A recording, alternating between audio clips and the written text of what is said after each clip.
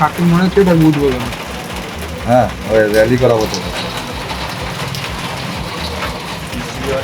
এর খাটটা নিয়ে নেবো।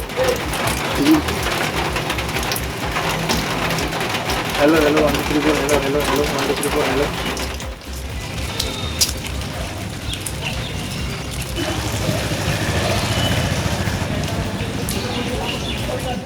চাচল সিদ্ধেশ্বরী ইনস্টিটিউশনের একজন মাস্টারমশাই পার্থ সরকার আমাদের পদ্মশ্রী প্রাপ্ত কার্তিক মহারাজের ব্যাপারে তিনি কুরুচিকর মন্তব্য করেছেন।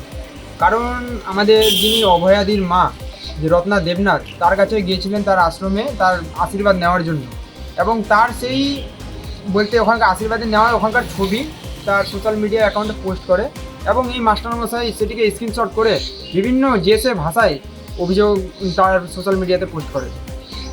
কি সেই ভাষা একদম জঘন্য, তাকে ধর্ষক থেকে শুরু করে আরও বিভিন্ন ভাষায় বলেছে, যেগুলো আমরা হয়তো একজন ব্রহ্মচারীর বিষয়ে বলতে পারবো না মুখে।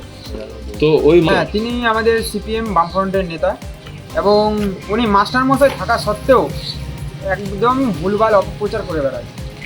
বহুবার আমাদের হিন্দু সংস্কৃতি নিয়ে এবং আমাদের সনাতন ধর্মের বিভিন্ন দেবদেবীর মূর্তি এবং দেবদেবীকে নিয়ে বিভিন্ন রকম পোস্ট করেছেন আগেও সোশ্যাল মিডিয়াতে, এবং রাস্তাঘাটেও হয়তো তিনি এরকম মন্তব্য করতেই থাকেন।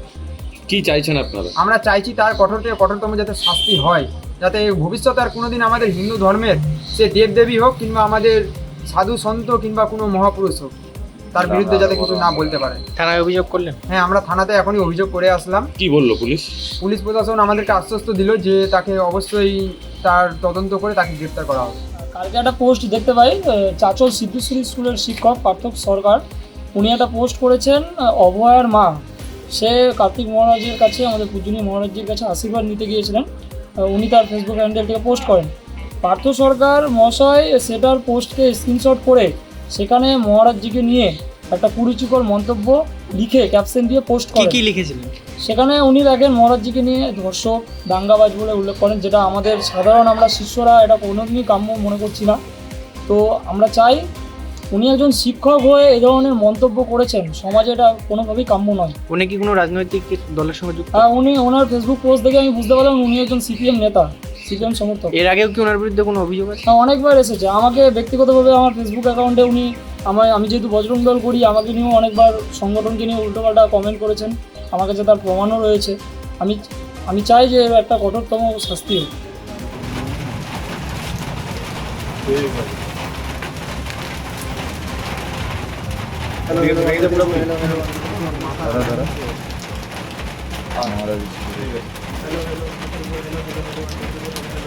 কাকে মনে হচ্ছে এটা বুঝবো না। হ্যাঁ, ওই র্যালি করা হতো। এর খাটটা নিয়ে নেবো। যিনি আছেন অভয়ের মা কাকিমা রত্না দেবনাথ, উনি কার্তিক মহারাজের সাথে দেখা করেছেন। তো সেখানে একটা পোস্ট দেখতে পাই যে সিদ্ধেশ্বরী স্কুলের যিনি টিচার পার্থ সরকার, তো উনি খুব কুরুচিকর মন্তব্য করেছেন ফেসবুকে। তো সেটার খুব আমরা এটা নিয়ে থানায় এসে জানিয়েছি এবং কেসও করা হয়েছে। তো এটা খুব বাজে লাগছে দেখতে, মানে এত বাজেভাবে অভয়ার মাকে ছোট করা হয়েছে, বাজে ভাষায় বাজে কথাতে। তো আমরা এর চরম শাস্তি চাই। যিনি আজকে কার্তিক মহারাজ, তিনি হচ্ছেন ভারত সরকারের পদ্মশ্রী প্রাপ্ত একজন বিশিষ্ট ব্যক্তি এবং সমাজ কল্যাণ কাজে নিযুক্ত একজন ব্যক্তি। তাকে নিয়ে এরকম কটূক্তি করছে কারা? সিপিএম করছে, যাদের অস্তিত্ব মাটিতে নেই, যারা দেশ বিভাজনের সংগঠন করেন তাদেরকে দিয়ে করাচ্ছে। আর যিনি এই মন্তব্য করেছেন তিনি বিস্তৃত মস্তিষ্কের লোক। রাত্রেবেলা ওনার মস্তিষ্ক ঠিক থাকে না, উনি সুরাহা পান করে নিজের ভারসাম্য হারিয়ে ফেলেন। তো এই সমস্ত ব্যক্তি এই সমস্ত কিছু কার্যকলাপের সাথে যুক্ত হচ্ছে এবং একজন পদ্মশ্রী যিনি প্রাপক ভারত সরকার দ্বারা, তাকে তিনি আক্রমণ করছেন। এবং আমরা দেখেছি বিভিন্ন দিনে নির্বাচনের প্রাককালে বা নির্বাচনের মধ্যে দিয়ে এই অভয়ের মাকে যখন তিনি বিচারে দাবি করেছেন, তাকে তারা কটূক্তি করেছেন এবং নির্বাচনে অংশগ্রহণ করার সময় তারা এনাকে কটূক্তি করতে ছাড়েনি।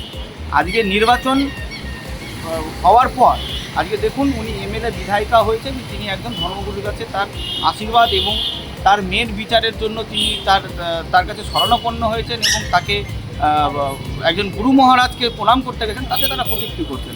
এনারা ধর্ম আচার আচরণ মানেন না, এনারা শুধু বারবার চান যে হিন্দু ধর্মকে আক্রমণ করবে। এই যিনি এই কথা বলেছেন তিনি আবার সহকারী শিক্ষক স্কুলের। দেখুন, উনি তো শিক্ষক, উনি পেশায় শিক্ষক, কিন্তু তিনি শিক্ষক হতে গেলেও আমাদের এলাকার মানুষ জানে যে উনি রাত্রেবেলা কোন মস্তিষ্কে থাকেন এবং কি অবস্থাতে এই কাজগুলো কর্ম করেন, তাদের দলও জানে এবং এলাকার সমাজের মানুষও জানে।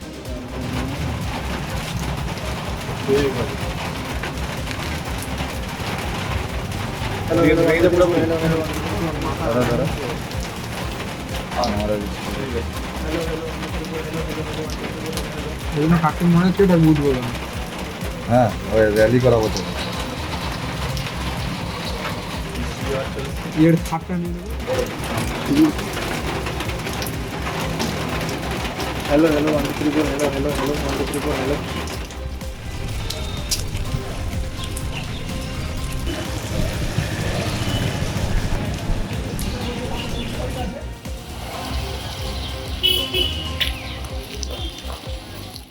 আমাদের ভিডিও ভালো লাগলে লাইক এবং শেয়ার করুন।